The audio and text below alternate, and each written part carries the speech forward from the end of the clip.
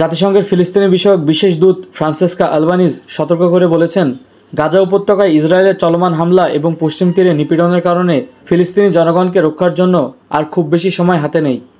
Francesca Albanese বলেন, Israel জানুয়ারি থেকে গাজায় কোনো যুদ্ধবিরতি সেভাবে মানেনি এবং আন্তর্জাতিক সম্প্রদায়ের হস্তক্ষেপ না হলে ইসরায়েল তাদের যুদ্ধাপরাধ বন্ধ করবে না।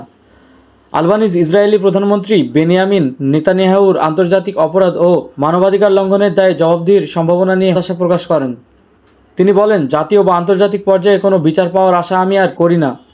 তিনি উল্লেখ করেন, অনেক পশ্চিমা ও ইউরোপীয় দেশ নেতানিয়াহুকে তাদের দেশে আমন্ত্রণ জানাচ্ছে এবং আন্তর্জাতিক অপরাধ আদালত আইসিসি কর্তৃক জারিকৃত গ্রেপ্তারি পরোয়ানা মানতে অস্বীকৃতি জানাচ্ছে।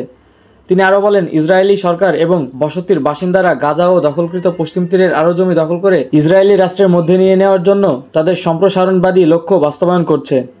আলবানিজ বলেন, ইসরায়েলিরা ইউরোপের দুর্বলতা এবং যুক্তরাষ্ট্রের আগ্রাসী অবস্থানকে কাজে লাগিয়ে শুধু ফিলিস্তিন নয়, গোটা মধ্যপ্রাচ্যে আধিপত্য বিস্তারের চেষ্টা করছে। তিনি আরও জানান, লেবানন ও সিরিয়ায় আক্রমণ অব্যাহত রয়েছে।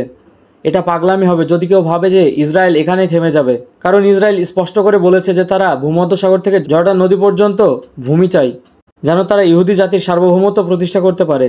তিনি আন্তর্জাতিক সম্প্রদায় এবং বৈশ্বিক প্রতিষ্ঠানগুলোর প্রতি আহ্বান জানান যেন তারা এই পরিকল্পনা নস্যাৎ করতে আরও কার্যকর পদক্ষেপ নেয়। তিনি বলেন, আন্তর্জাতিক আইন অনুযায়ী আমাদের দখলদারি শেষ করতে হবে, গণহত্যা থামাতে হবে, বর্ণবাদ বন্ধ করতে হবে। তবে এই কাজের জন্য একটি মৌলিক উপাদান প্রয়োজন, আর তা হলো রাষ্ট্রগুলোর ইচ্ছাশক্তি, যা বর্তমানে অনুপস্থিত। মোহাম্মদ রাফি হাসান, অনলাইন ডেস্ক, মেহেরপুর প্রতিদিন।